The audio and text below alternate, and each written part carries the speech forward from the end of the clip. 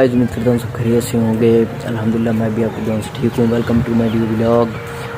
सुबह सुबह का टाइम है, अभी मैं उठा हूँ और मेरे कज़न के लिए घर बन रहा है।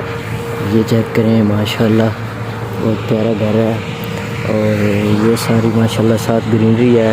वो सामने रोड भी गुजर रहा है मेरे कज़न के घर के सामने। चेक करें ये नज़ारे, ये सारी ग्रीनरी है माशाल्लाह। प्यारा प्यारा माहौल है। थोड़ी थोड़ी धुंध है, अभी तक धूप नहीं निकली, थोड़ा थोड़ा सूरज अब निकल रहा है।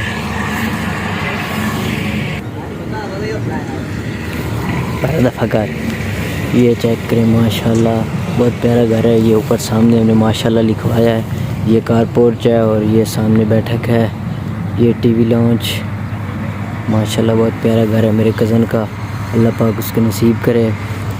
और सूरज निकल रहा है अभी तक और यहीं पे करता हूँ आज व्लॉग का एंड और मिलते हैं इंशाल्लाह नेक्स्ट व्लॉग में। अल्लाह हाफ़िज़।